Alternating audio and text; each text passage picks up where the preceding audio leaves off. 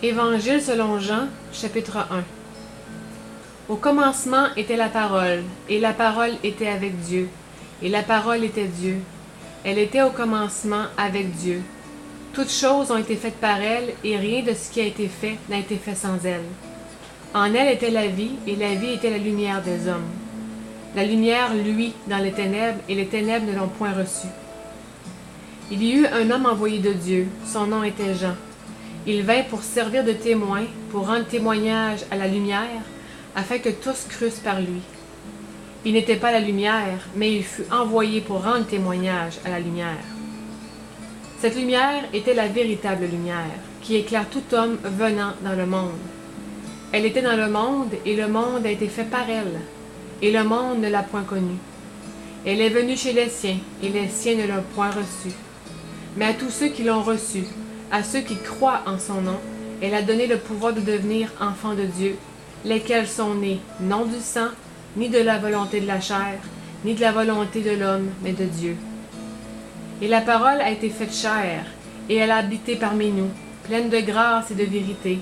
Et nous avons contemplé sa gloire, une gloire comme la gloire du Fils unique venu du Père. Jean lui a rendu témoignage, et s'est écrié: c'est celui dont j'ai dit, celui qui vient après moi m'a précédé, car il était avant moi. Et nous avons tous reçu de sa plénitude, et grâce pour grâce, car la loi a été donnée par Moïse, la grâce et la vérité sont venues par Jésus-Christ. Personne n'a jamais vu Dieu. Le Fils unique, qui est dans le sein du Père, est celui qui l'a fait connaître. Voici le témoignage de Jean, lorsque les Juifs envoyèrent de Jérusalem des sacrificateurs et des Lévites pour lui demander « Toi, qui es-tu » Il déclara, et ne le nia point, il déclara qu'il n'était pas le Christ. Et ils lui demandèrent « Quoi donc, es-tu Élie » Et il dit « Je ne le suis point. »« Es-tu le prophète » Et il répondit « Non. » Ils lui dirent alors « Qui es-tu » afin que nous donnions une réponse à ceux qui nous ont envoyés. « Que dis-tu de toi-même » Moi, dit-il, je suis la voix de celui qui crie dans le désert.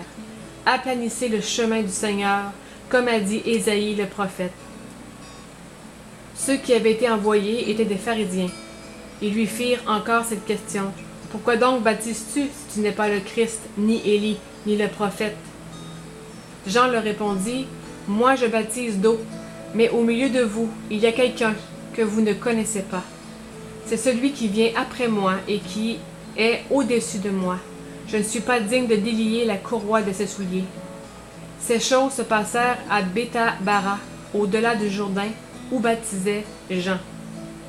Le lendemain, il vit Jésus venant à lui, et il dit, « Voici l'agneau de Dieu qui ôte le péché du monde.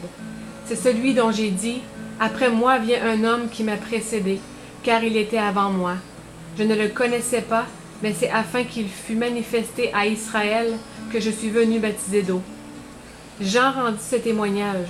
J'ai vu l'Esprit descendre du ciel comme une colombe et s'arrêter sur lui.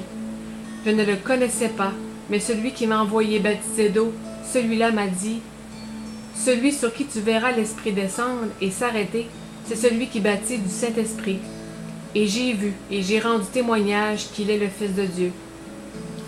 Le lendemain, Jean était encore là avec 2 de ses disciples. Et ayant regardé Jésus qui passait, il dit, « Voilà l'agneau de Dieu. » Les 2 disciples l'entendirent prononcer ces paroles et ils suivirent Jésus. Jésus se retourna et voyant qu'ils le suivaient, il leur dit, « Que cherchez-vous » Ils lui répondirent, « Rabbi », ce qui signifie « Maître. »« Où demeures-tu » Venez, leur dit-il, et voyez. Ils allèrent et ils virent où il demeurait, et ils restèrent auprès de lui ce jour-là. C'était environ la 10e heure. André, frère de Simon-Pierre, était l'un des 2 qui avait entendu les paroles de Jean et qui avait suivi Jésus.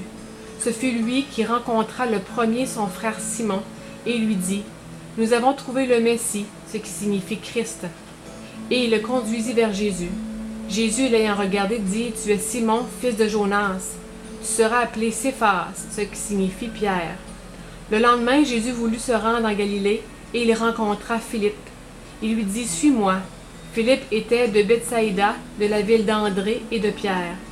Philippe rencontra Nathanaël et lui dit, « Nous avons trouvé celui de qui Moïse a écrit dans la loi et dont les prophètes ont parlé, Jésus de Nazareth, fils de Joseph. Nathanaël lui dit, peut-il venir de Nazareth quelque chose de bon? Philippe lui répondit, viens et vois. Jésus, voyant venir à lui Nathanaël, dit de lui, voici vraiment un Israélite dans lequel il n'y a point de fraude. D'où me connais-tu? Lui dit Nathanaël. Jésus lui répondit, avant que Philippe t'appelât, quand tu étais sous le figuier, je t'ai vu.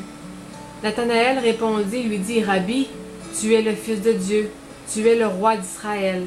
Jésus lui répondit, parce que je t'ai dit que je t'ai vu sous le figuier, tu crois?